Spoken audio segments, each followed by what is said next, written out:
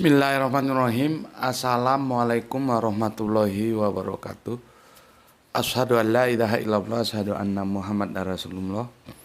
Allahumma sholli ala sayyidina Muhammad wa ala ali sayyidina Muhammad. Kama sholaita ala sayyidina Ibrahim wa ala ali sayyidina Ibrahim bil alamina innaka Hamidum Majid. Sebelumnya kita panjatkan dahulu doa kepada Gusti Allah ingkang Maha Agung untuk saudara-saudara kita yang telah memberikan sholawatnya kepada channel dakwah ini, sehingga channel ini dapat eksis hadir dalam ruang-ruang diskusi kalian semuanya. Tentu dengan sebuah harapan, insya Allah sholawat itu menjadi catatan langit amal soleh bagi mereka dan keluarganya kelak, dan insya Allah Allah akan membalaskannya dengan balasan yang terbaik. Begitu juga untuk seluruh pewer terkasihku dimanapun kalian berada di mancanegara, ya, di dalam negeri, ya. Terima kasih atas apresiasinya, ya, dan semoga selalu always dan tidak pernah never untuk tetap menjadi pribadi yang anti skip dan anti download. Bagi yang berkenan silakan saja di share, tapi linknya, ya, link kajiannya jangan diunduh, dipotong-potong gak karuan lalu diunggah ulang, jangan. Kemudian seluruhnya aku tidak bisa sebutkan satu persatu. Aku ucapkan terima kasih kepada kalian semuanya atas doa-doa baiknya untukku, dan semoga kebaikan doa itu tercurahkan juga untukmu.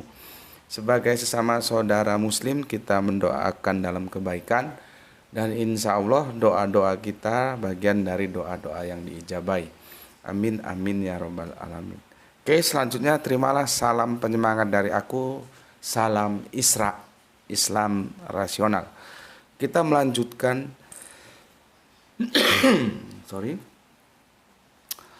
Kita melanjutkan kajian kita yang telah tertunda sekitar berapa ya? 7 atau 8 episode.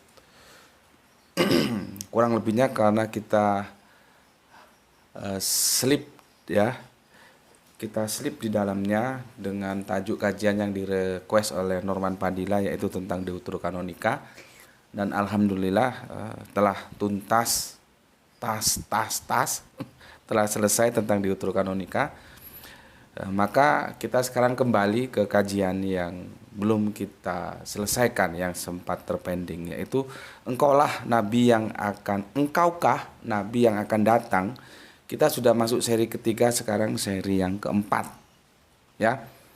Sebelumnya terima kasih atas koreksinya dan mohon maaf, itulah kadang-kadang buru-buru antara yang dilihat, dipikirkan dan diucapkan nggak connect. Ini yang betul 484.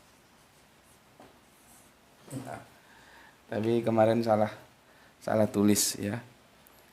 Gara itu juga waktu render juga, waktu editing nggak koreksi, dia langsung tulis apa adanya, ya. Oke, 84. Jadi Quran surat Insyiat itu surat yang ke-84, bukan yang ke-48. Dan terima kasih untuk teman-teman yang telah memberikan koreksinya, ya, atas kekeliruan kita, ya. Sering aku gitu, apa yang diomongkan, apa yang dipikirkan karena terlalu high speed, ya, cepat-cepat, buru-buru, atau karena semangatnya akhirnya salah tulis. Oke, udah ya, ini clear ya, aku yang salah, ya. Oke, ini kita hapus. Tapi bagi teman-teman yang senior sudah tahu lah itu, ya. Gus Bedik sering memang salah begitu karena itu tadi, karena terlalu semangat, cepat-cepat, kadang-kadang diuber waktu juga, ya, banyak sebab lah. Tapi kalau teman-teman senior itu sudah pada tahu. Itulah fungsinya kalau kita ngaji itu, kita perlu mengenali karakter, ya, daripada yang ngisi kajian itu seperti apa, sehingga kalau ada sesuatu yang keluar dari keumuman tuh kita bisa paham, oh maksudnya begini. Oke, engkaukah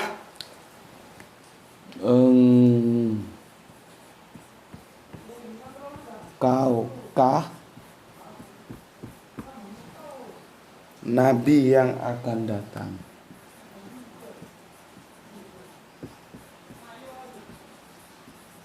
Yang akan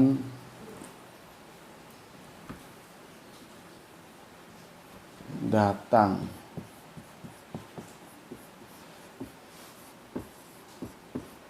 Ini seri yang keempat.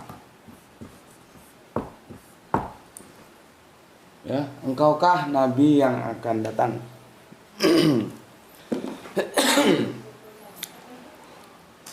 Aku kemarin telah menjelaskan tentang semuanya berawal dari kitab Yohanes, ya. Sudah jelas, nanti kamu review ulang ke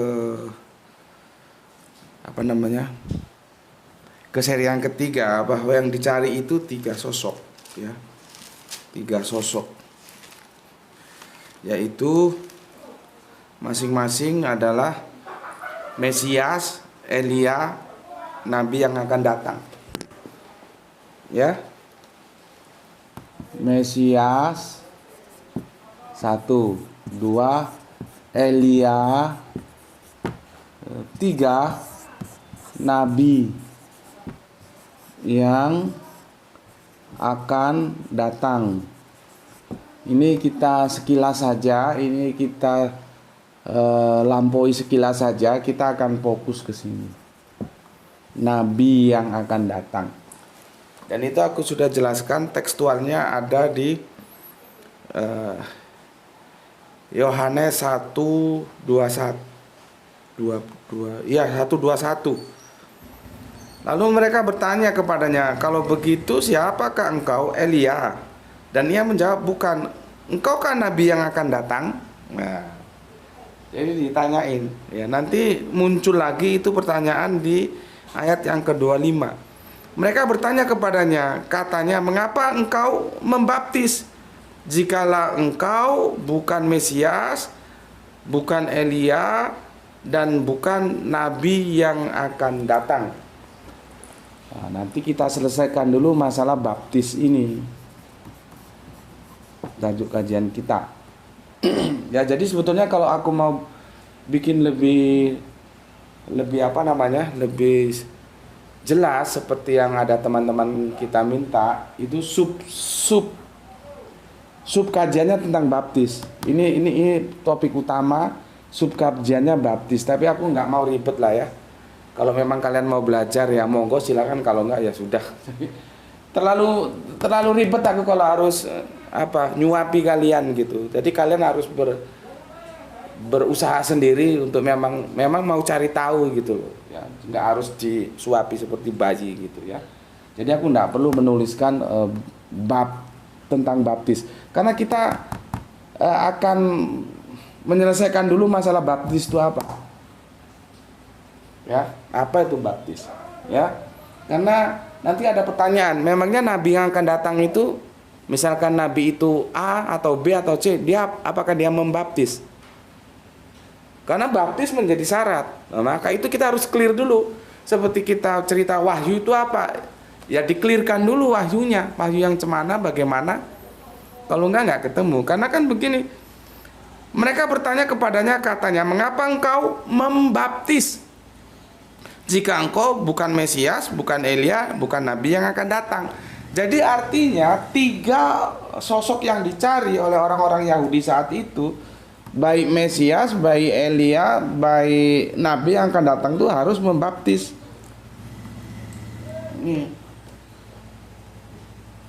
Ya, ini dia. Masalahnya kita paham nggak membaptis itu apa? Kalau dia tidak melakukan pembaptisan, maka dia tidak termasuk kriteria Mesias, Elia, atau nabi yang akan datang. Kan gitu logiknya. Ini jarang loh yang mengupas. Kamu lihat coba, ada kristolog yang mengupas tentang sudut pandang baptis ini. Karena ini menjadi syarat. Aku kan berusaha tunduk terhadap teks, ya. Aku ulangi lagi, mereka bertanya, mereka itu orang-orang Yahudi. Sebetulnya ya, aku kasih bocoran saja ya. Elia ini sebetulnya si Yohanes Pembaptis itu. Nanti kita bisa buka di kitab Yesaya. Ini nanti ya Kanjeng Nabi Isa itu. Jadi nanti ini terpenuhi semua. Cuman kan aku mengajak kalian untuk fokus dulu ke sini. Kalau di bukuku yang pernah aku susun, Benang Merah Agama Samawi itu ya, bahwa Bible menjanjikan Islam. Aduh, bukunya di bawah. Aku pernah tunjukkan ke kalian kan. Ini dikupas satu-satu sama aku. Tapi kalau ini dikupas satu-satu ya nggak selesai nanti. Maka aku bikin per topik dulu. Fokusnya di mana? Fokusnya di sini dulu kita. Nabi yang akan datang. Tapi ini nanti terpenuhi. Dan ini tidak bisa tidak. Kita harus balik retun tuh perjanjian lama. Karena inti permasalahannya di sana. Kan kalian mesti tanya dong, lu kenapa sih orang Yahudi kok mencari tiga sosok ini? Karena tiga sosok ini dijanjikan mereka. Kalau nggak dijanjikan ngapain dicari? Logikanya kan begitu. Kamu mesti mencari yang dijanjikan untukmu. Kalau nggak dijanjikan ngapain juga kamu mencari? Ya, nah sekarang baptisan itu apa? Itu harus clear dulu. Oke? Kalau selesai 30 menit ya berarti selesai. Kalau enggak ya kita lanjut itu aja ya. Supaya enggak terlalu panjang nanti dikomplit. Bismillahirrahmanirrahim. Oke, aku baca dulu komen yang masuk dari kalian ya. Sebagai bentuk apresiasiku, penghormatanku terhadap kalian semua. Ini hujan, kalau ada noise mohon dimaklumi ya. Dan juga agak gelap, makanya lampunya kita hidupkan semua. Ya ini studio alam ini. Suara apapun bisa masuk, nggak kedap suara. Oke. Komen pertama masuk dari Pak Iwan Tamim yang punya Tengarang. Alhamdulillah bisa ngaji dan bisa nge-like kedua salam Isra. Semoga semuanya sehat dan istiqomah ngaji ke GM. Alhamdulillah, terima kasih untuk Bapak Iwan Tamim, sesepuh kita yang punya Tangerang. Kemudian Kang Mas Usman Yunan ya, laiku yang ada di Barat Tengah ya. Jadi kalau aku bilang Barat Tengah, tepatnya Dubai. Assalamualaikum Gus. Waalaikumsalam. Dubai hadir di menit awal mengintip kajian ilmiah yang tangguh tiada tanding. Sehat selalu untuk laiku beserta keluarga tercinta. Salam Isra, Islam rasional. Oke, terima kasih untuk Lai Usman Yunan. Semoga sehat selalu yang ada di negeri orang Dubai. Ini petrodolar nih. Iya, dolar ya, mata uang Dubai atau apa-apa gitu kemarin. Dirham. Kita sudah pernah bahas dirham ya. Jadi kalau ada temanmu tanya tentang dirham yang di surat Yusuf itu, kamu bisa menjelaskan. Karena di sana terjadi kesalahpahaman orang-orang ketika mengkaji Al-Quran. Dirham itu pernah jadi mata uang dan pernah menjadi alat tukar. Mata uang itu belum tentu alat tukar itu belum tentu mata uang. Itu yang tidak dipahami. Dan itu sudah kita jelaskan. Sudah lama ya, ada 1 tahun yang lalu. Oke, berikutnya Gispati. Alhamdulillah Pak Lu nyimak Tuan Guru Kanjeng Nabi Muhammad sudah diinformasikan sejak perjanjian lama dan perjanjian baru. Akan datang seorang penolong yang lain yang menyertai engkau selama-lamanya, dan hanya Nabi Muhammad yang memenuhi syarat sebagai seorang penolong yang lain. Salam Isra semua. Mantap. Salam Isra untuk Gispati yang cerdas. Oke, lanjut kita ke Bu nih. Assalamualaikum. Waalaikumsalam Tuan Guru ya. Murid dari Banjarmasin selalu hadir di setiap kajian walau jarang komen ya. Saya mengalami kisah nyata saat almarhum ibu sakit parah. Datanglah pendeta dan para penatua ke rumah kami. Nggak tahu nih ibunya dalam keadaan apa, masih kafir ya saat itu ya. Mereka melakukan penyembuhan terhadap ibu saya dengan doa dan ayat di Alkitab mengatasnamakan Yesus Kristus. Ibu saya ditanya, gimana Bu? Pasti sudah sembuh kan? Jawab ibu saya, sudah, saya merasa segar. Kemudian setelah pendeta dan para penatua pergi, saya tanya ke ibu, beneran udah sembuh Bu? Jawab ibu, enggak, masih sakit. Dan ibu merasa pusing juga capek. Berarti dibohongi itu pendeta dan para penatuannya. Bukan maksud membohongi sih ya, ya sungkan aja, ewo pekewo gitu ya. Dia bilang sudah sembuh, ya sudah, padahal ya enggak. B. Dan 2 bulan kemudian beliau wafat dengan penyakit yang semakin hari semakin parah. Padahal ibu saya termasuk sosok yang sangat kuat dalam mengimani penyembuhan-penyembuhan seperti di atas. Dan terbukti beliau tidak sembuh. Salam Isra Tuan Guru, semoga panjenengan sekeluarga dalam keadaan sehat selalu dan berkah dunia juga akhirat. Amin, amin ya robbal alamin. Persis yang gue bilang. Orang zaman sudah zaman modern kok. Doa itu tetap dilakukan, tapi tidak semuanya bisa diselesaikan dengan doa, harus ada usaha. Maka seperti lagu dangdut yang disusun oleh Raja Dangdut itu kan, perjuangan dan doa. Berjuang dulu, lalu diiringi doa. Kalau doa-doa saja nggak bisa. Jadi terbukti ibunya kan tidak sembuh dan meninggal. Kan aku sudah bilang, kalau memang ditumpangi tangan atas nama Yesus dan semua orang bisa sembuh dari penyakit, itu Sin Carolus, itu baptis sebagai bentuk rumah sakit ditutup saja.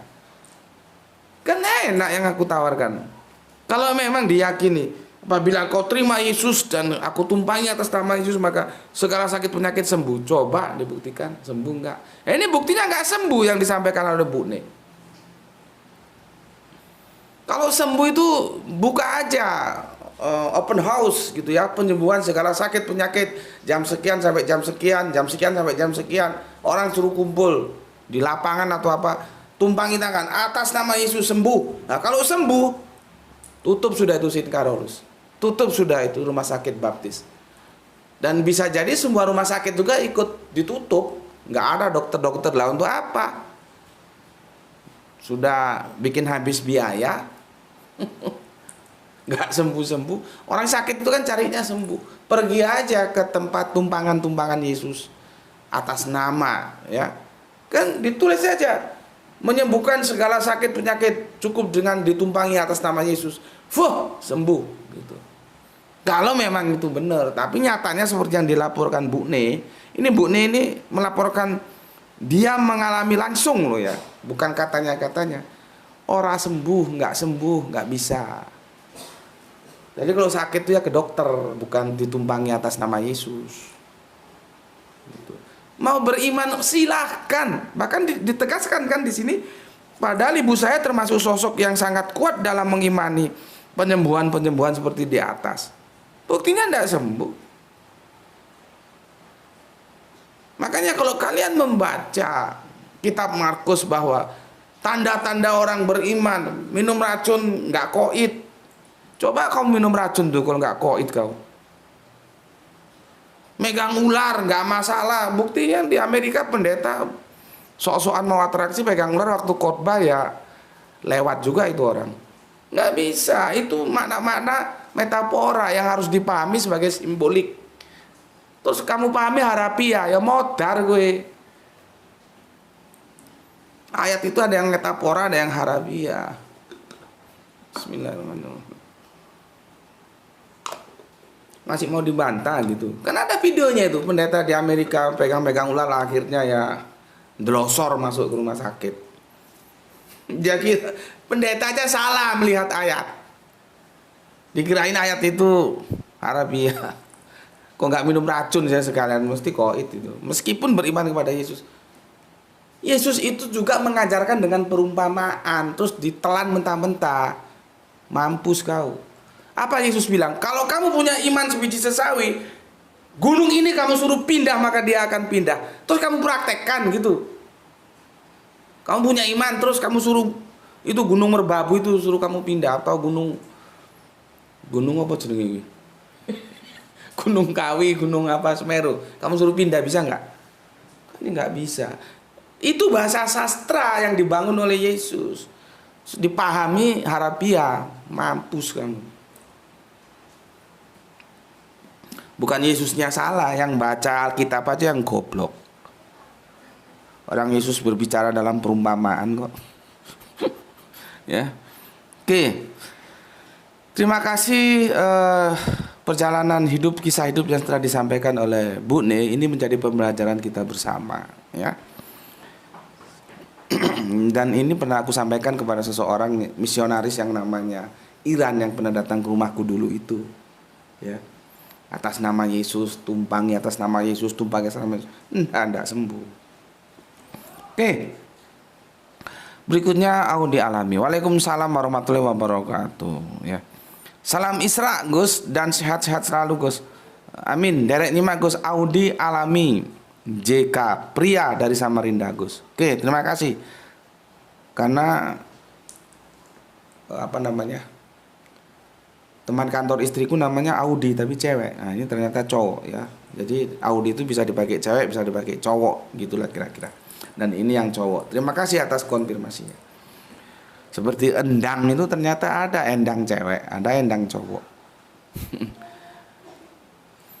Kemudian Yoyok Guswoyo, Assalamualaikum, waalaikumsalam. Tuan Guru Jember hadir, mantap, oke. Dan selalu nyimak kajian-kajian dari Tuan Guru. Salam Islam rasional. Oke, salam Islam rasional juga untukmu. Kemudian Assalamualaikum Gus, Kemayoran selalu hadir. Ini dari jagoan kita Muhammad Bintang Ramadan. Terima kasih Gus atas apresiasinya. Oke, sama-sama, dan aku selalu berdoa dan mengajak saudara kita di sini mendoakan semoga saudara kita Muhammad Bintang Ramadan tetap bertahan, ya, bersama kita dalam Islam, ya. Oke. Saya sempat berpikir kenapa lebih mudah mengajak teman-teman saya untuk perlahan bertaubat dibanding keluarga saya sendiri. Padahal teman-teman Syiah saya rumahnya ada yang di Jawa Tengah, tepatnya di daerah Baru Tikung, Semarang Gus. Sedangkan keluarga yang tiap hari berinteraksi dengan saya tak mau membuka mata bahwa yang dilakukan selama ini adalah kesesatan. Kira-kira apalagi yang harus saya lakukan untuk membuat keluarga saya bertaubat juga Gus? Itu saja Gus. Assalamualaikum, waalaikumsalam warahmatullahi wabarakatuh. Gimana nih jawabnya? Terutama begini, aku ucapkan terima kasih dan aku memberi support yang tiada tara kepada saudara kita Muhammad Bintang Ramadan, dan aku mengajak semuanya di sini untuk memberikan support kepada MBR karena dia telah berusaha semaksimal mungkin untuk mengajak keluarganya kembali bertaubat ke jalan Islam. Itu pertama. Yang kedua, kamu punya teman yang itu jauh lebih mudah diajak bertobat daripada saudara sendiri padahal tiap hari berinteraksi.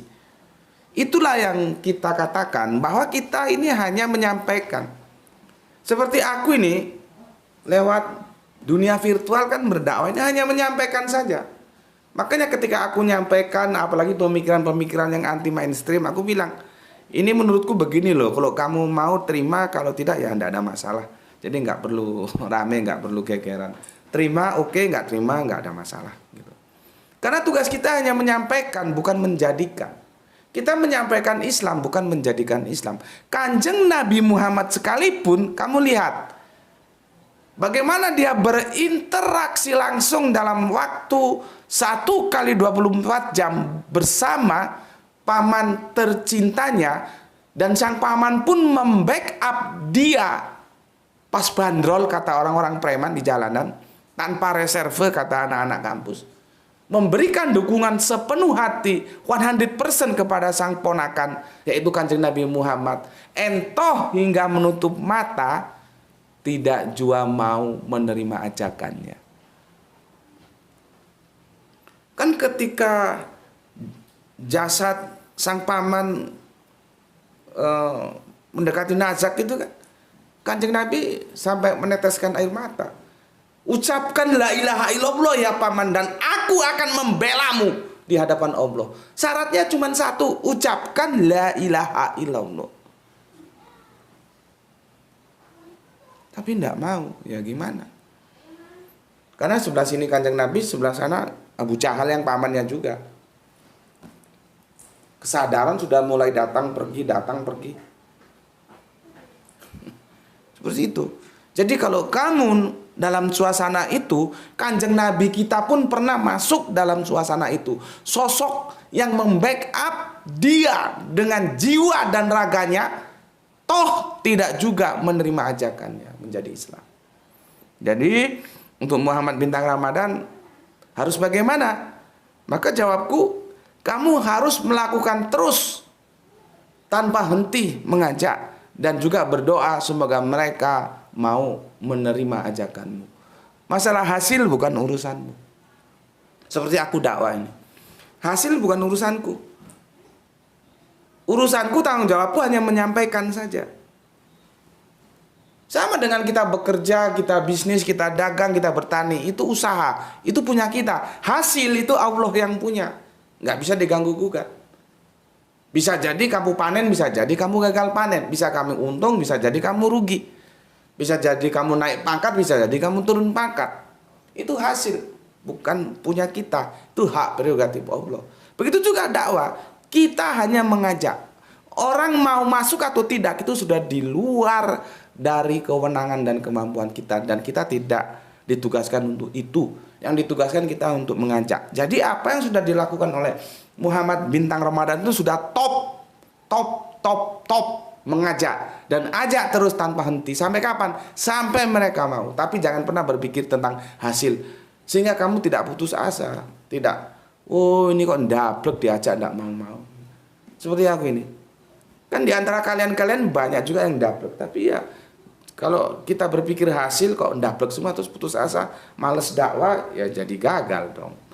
Jadi ya sudah, itu memang hak mereka untuk menentukan sikap. Tanggung jawab kita, kewajiban kita hanya menyampaikan. Kita menyampaikan Islam. Tapi kita tidak menjadikan siapapun itu menjadi Islam. Itu di luar kemampuan kita. Aku kira itu Mas MBR ya, tetaplah berjuang dan kami tetap bersamamu memberi support kepadamu tanpa reserve. Semoga apa yang kamu perjuangkan diridhoi oleh Gusti Allah yang kamu agung. Amin amin ya rabbal alamin. Kemudian Kang Nurkolis Brebes hadir ngaji. Oke, salam sehat selalu, salam Islam rasional guru. Oke, sama-sama salam Isra juga. Kemudian Kang Irfan Al-Akbar masih menyimak nubuatan Nabi yang akan datang dari Kerinci Jambi. Ini masih hampir 1 pekan yang lalu di Jambi ini. Ini kan komennya belum aku baca sekarang. Kalau sekarang dia katanya sudah pulang ke Malang. Bapak Budi Siswanto, Kalisongo, nyimak Gus. Oke, terima kasih Bapak. Kebenaran harus diraih dengan kejujuran. Salam Isra. Betul sekali Pak. Kebenaran itu harus dalam bingkai kejujuran. Dalam segalanya. Kalau kita tidak jujur, sudah jangan coba-coba bisa mendapatkan kebenaran. Terima kasih untuk Bapak Budi Siswanto. Kemudian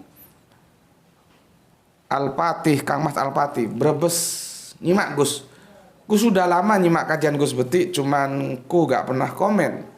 Semoga Gus keluarga sehat selalu, berkah rezeki dari Allah. Amin amin ya rabbal alamin. Terima kasih untuk Kang Mas Al-Patih, begitu juga doa yang sama untukmu ya, semoga kebaikan doa itu juga tercurahkan untukmu. Matur nuwun Nun, terima kasih. Brebes ya. Kang Edi Margono yang punya Jogja, oke, mantan Syapir hadir kembali, 3 panah taneh karo hadir. Oke, Kang Mas Samsul Yatim, gelar tikar Gus, salam Isra. Oke, Kang Mas Hermana Nata Wijaya. Oke, Sahran Gipari. Oke, Bapak Solahuddin Otman, salam Kelantan, Malaysia. Hadir Gus, terima kasih. Oke, ini saudara kita dari negeri jiran Malaysia ya. Jadi ada yang di Malaysia, ada yang di Dubai. Ya karena dimanjakan oleh teknologi kita ya, dakwah bisa sampai ke sana.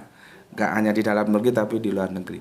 Oke, Bapak Salahuddin Hotman, salam Isra untuk semua saudara-saudara muslimku yang ada di Malaysia, negeri jiran, semoga sehat selalu dalam ridho Gusti Allah yang mau agung. Amin amin ya rabbal alamin. Berikut Arif Muksinin, terima kasih. Wahyu 72, Kang Wahyu, Assalamualaikum warahmatullahi wabarakatuh. Waalaikumsalam. Matur nuwun Kang Wahyu. Gimana kabarnya? Ini bisnismen sepertinya ini Kang Wahyu. Sering Jakarta, sering Brebes ya. Berikutnya Rizal Wahyu, Kang Mas Rizal. Rembang hadir pertama. Oke. Jangan lupa, meskipun ngaji di sini tugas kampus harus kamu selesaikan. Kang Mas Muhammad Galbi, Gus, yang dicari begitu terang benderang. Iya. Sudah terang benderang kok mau didustakan. Mesias, Elia, Nabi yang akan datang. Sudah jelas gitu loh. Nah kalau nggak jelas, kemenong aja baca Alkitab. 3% yang berbeda, apakah ingin menegasi Nabi yang akan datang itu? Ya jelas dong. Ya, oke. Kang Mas Muhammad Galbi, ini kalau nggak salah Jakarta. Terima kasih. Kang Iqbal Medan, Kang Iqbal Medan, anak kembali nongol setelah beberapa hari menghilang. Kemana aja kau, ha? Kalau anak Siantar gitu, Siantar itu logatnya lebih kental daripada Medan. Kemana aja kau? Hilang-hilang terus, tak ku tengok pun sekali. Tengok itu dilihat, nggak tak lihat kamu kemana aja gitu. Kok di sana pakai tengok. Oke, terima kasih Iqbal Medan. Kita ke soleha kita, ibu guruku cantik sekali. Setelah dari Kang Mas Iqbal Medan, kita ke ini kok masih Ambarawa ini. Aduh, aku pusing kalau gini kalian ganti nama. Karena kita bilang gini, Ambarawa ngaos request. Musa membelah laut. Menarik Gus untuk dibahas yang dipahami Muslim. Musa membelah lautan, kalau membelah gurun wah tergoncang iman. Itu spektakuler itu ya. Nanti kapan-kapan kita bahas. Oke, terima kasih requestnya. Dan tolong aku diingatkan lagi kalau lupa ya. Karena masih antrian, ini belum selesai ya. Nanti kita selesaikan supaya otak-otak kalian itu cerdas ya. Yang dibelah, bukan tidak membelah, dibelah. Cuma yang dibelah itu apa? Kalau sekarang lagi musim buah ya belah duren. Cuman aku duren nggak doyan sekarang. Dulu jagoan makan duren, sekarang nggak doyan. Aku suka rambutan. Oke, terima kasih untuk soleha kita Rini ya. Nanti tolong diingatkan. Terima kasih atas requestnya.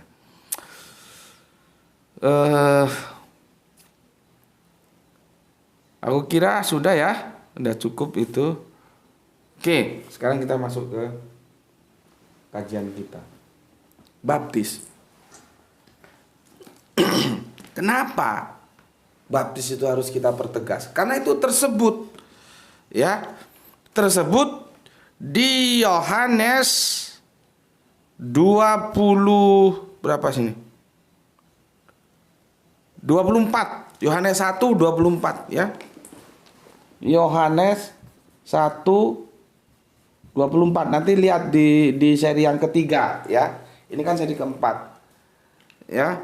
Dan di antara orang-orang yang diutus itu ada beberapa orang Farisi, ya. Mereka bertanya, "Oh, bukan 24, masuk yang ke-25." 25. Ya, mereka bertanya kepadanya. Katanya, "Mengapa engkau membaptis? Mengapa engkau membaptis? Kalau engkau bukan Mesias, bukan Elia, dan bukan Nabi yang akan datang." Maka Nabi yang akan datang ini membaptis enggak dia? Nah, sebelum kita ke sana, apakah Nabi yang akan datang itu membaptis atau tidak? Kita pahami dulu baptis kuwi opo? Apa baptis itu? Supaya nggak ngalor ngidul ngomongnya, satu ngalor satu ngidul. Ya, sebetulnya nggak selesai nih masalah baptis ya. Ini sudah 34. Kita lihat dulu Lukas ya. Sorry.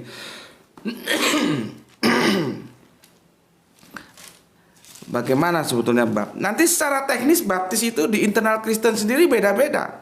Ya. Beda-beda. Nah, ini kita mulai ya dari Matius berapa ini? Kadang-kadang salah ngomong, salah tulis.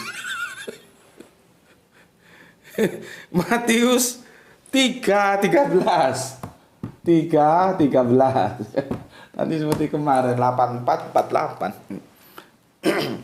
Gini, maka datanglah Yesus dari Galilea ke Yordan kepada Yohanes untuk dibaptis olehnya.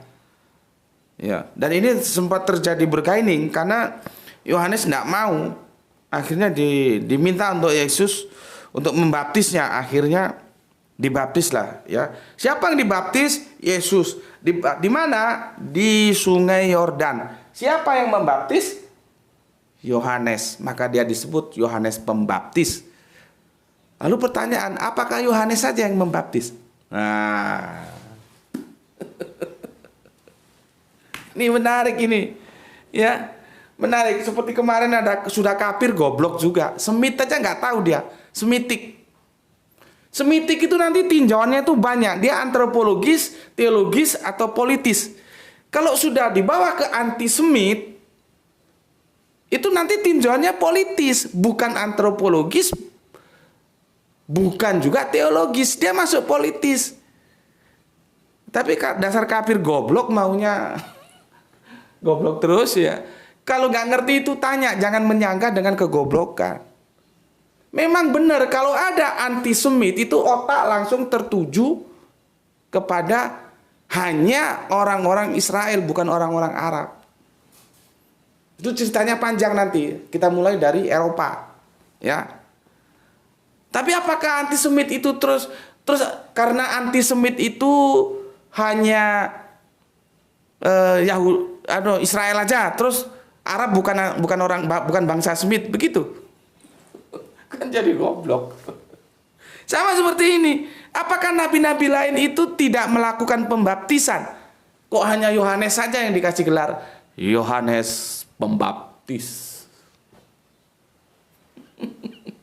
Jadi gini loh ya, kalau kamu bacaannya semakin banyak, itu referensi dalam otakmu itu semakin lengkap dan kamu semakin luas cara pandangmu. Nggak sukanya ujuk-ujuk, menyalahkan sih boleh, tapi argumentasinya yang manis dong, yang ketemu nalar gitu. Jangan hanya tujuannya menyerang, suka dan tidak suka, like and dislike. Nggak bisa begitu. Dalam sisi akademis nggak ada like and dislike, suka tidak suka nggak ada. Yang ada itu benar atau salah. Kalau benar ya kita suka, kalau salah kita nggak suka, akhirnya nggak kita pakai, begitu. Tapi kalau sudah otaknya otak kotor, memang tujuannya ya karena memang masih kelas-kelas TK, like and dislike, suka dan tidak suka, menang kalah bukan benar salah, ya repot. Sampai semitik aja nggak ngerti itu kan gimana. Tapi menyalahkan orang lain. Gitu. Sama seperti ini. Coba kalau aku tanya, nabi-nabi yang lain berarti nggak membaptis dong? Kenapa ya? Yang dapat gelar cuma Yohanes Pembaptis kok. Makanya disebut Yohanes Pembaptis. Terus begitu, apa terus nabi-nabi lain tidak membaptis? Karena dilihat dari konteksnya tentang sebuah peristiwa itu terjadi gitu. Ya, oke. Matius 3:13, Yesus itu dibaptis. Yesus dibaptis. Ya. Kemudian kita buka Markus 1:9 ya. Jadi ini harus benar-benar sola scriptura ya. Itu hanya Alkitab saja, dia bersumber pada Alkitab, makanya tak tulis. Ini kalau ada yang bantah, Yesus itu masa Tuhan kok dibaptis? Ya kamu baca ini, matamu goblok, nggak pernah baca Alkitab ya nggak ngerti. Yesus itu dibaptis, nanti ada yang nyanggah lagi. Katanya Allah kok dibaptis, ya buktinya dibaptis. Itu. Oke, Markus 1:9 ya. Kamu buka Alkitabmu juga ya. Jadi kalau aku salah bisa membantu membenarkan. Markus 1:9.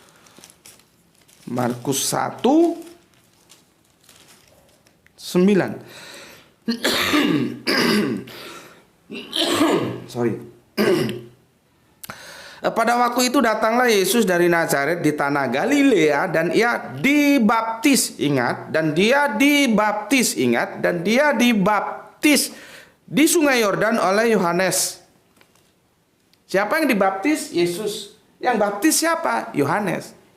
Itu ada di Markus 1:9. Markus 1:9 sama ini, Yesus dibaptis. Ya. Kita terbang lagi ke Lukas 3:21 ya. Lukas 3:21. Nah, ini Yesus anak Allah dibaptis. Itu perikopnya. Nah, ini benar. Kenapa dia dibaptis? Karena dia anak Allah. Lah kalau Yesus Allah dibaptis jadi kacau. Masa Allah dibaptis gitu loh. Yang baptis manusia namanya Yohanes gitu loh. Coba dalam logikamu coba masukkan.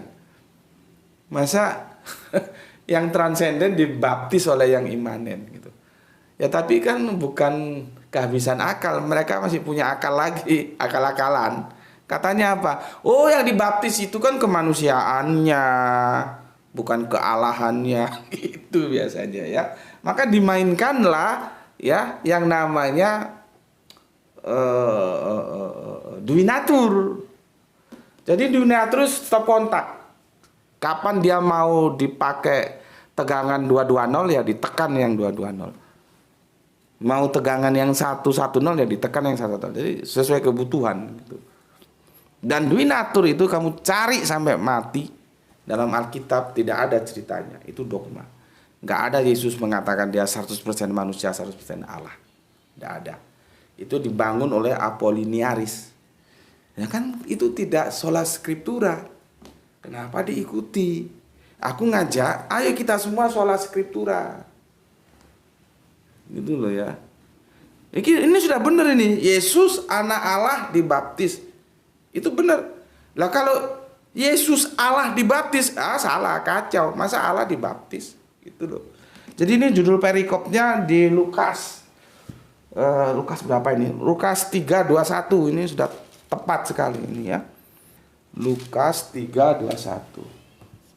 Lukas 3:21. Jadi Yesus dibaptis. Siapa dia? Anak Allah. Anak Allah. Nanti yang tidak begitu tegas di Yohanes nggak begitu tegas, tapi sama dibaptis juga ya. Nanti coba kita lihat Yohanes 1:32 coba. Seingatku, tolong kalau aku salah ya. Nggak setegas di sini, tapi substansinya sama. Yohanes 1:32. Nah, ini.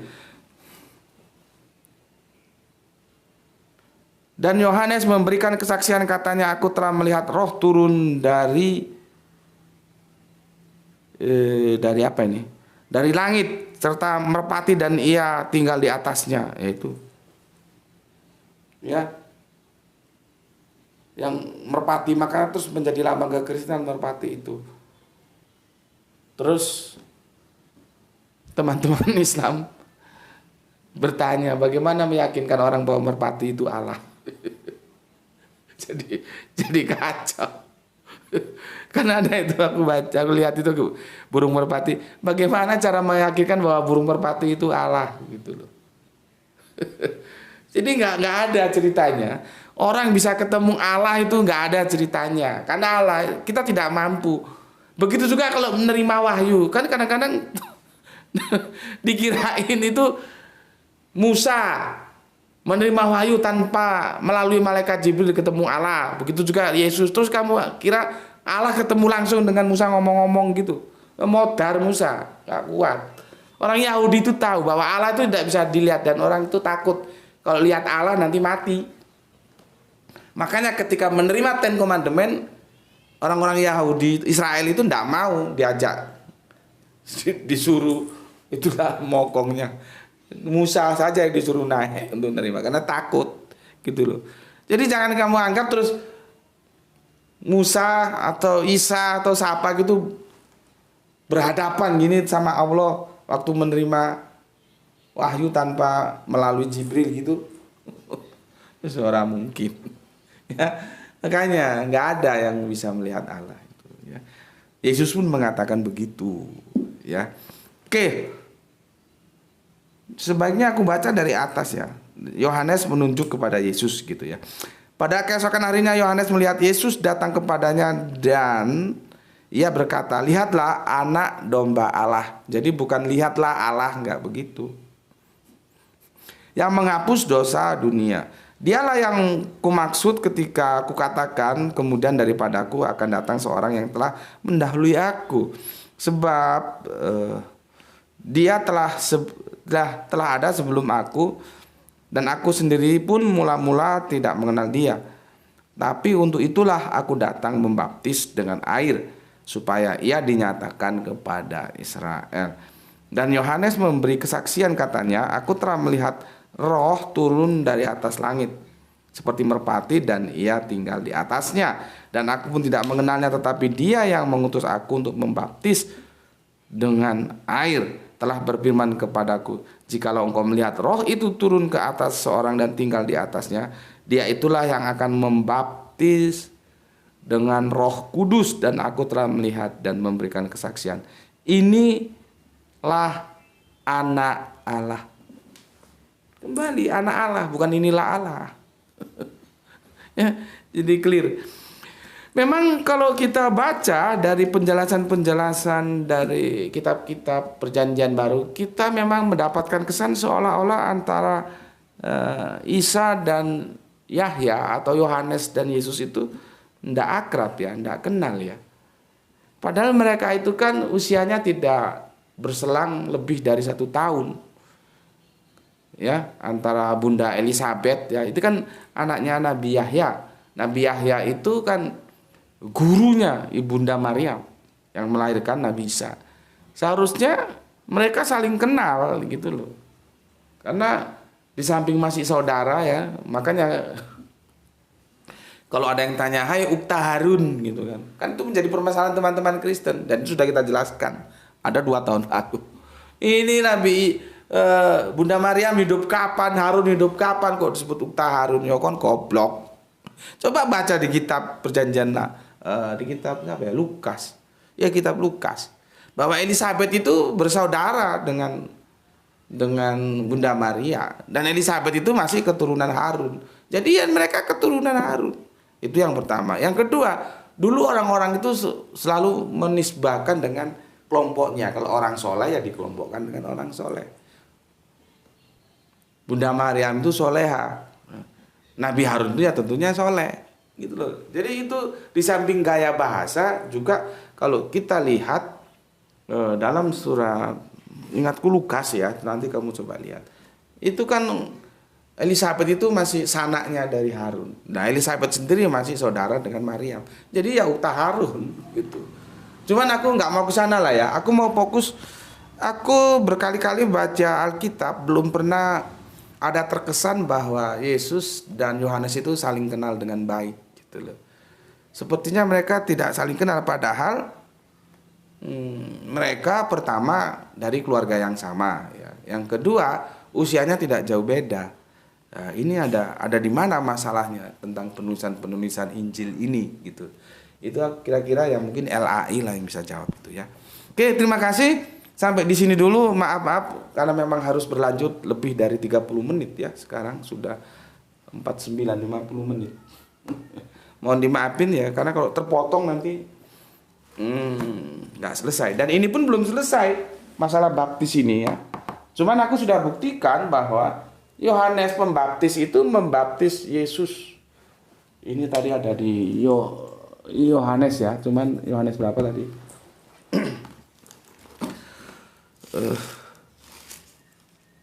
Yohanes 1:32 ya. 1:32 ini sama ini ya. Cuman di sini lebih tegas, lebih tegas, lebih tegas. Gitu. Tapi substansinya sama ini sama. Oke. Sampai di sini dulu. Besok kita lanjutkan tentang baptis ini gimana supaya kita tidak salah lagi memahami. Ya, oke. Pesan dari aku, jaga Allah, jaga Kanjeng Nabi, jaga Al-Quran, jaga sholatmu menjadi bingkai iman Islammu. Tetapi tetap memberi hormat kepada saudara-saudara kita yang memilih jalan lain karena mereka tetap saudara kita. Semoga kita mendapatkan keberuntungan, rezeki yang barokah dan kesehatan prima. Terimalah salam penyemangatku untuk kalian semuanya dalam menuntut ilmu. Salam Isra. Bismillahirrahmanirrahim. Alhamdulillahirabbil alamin.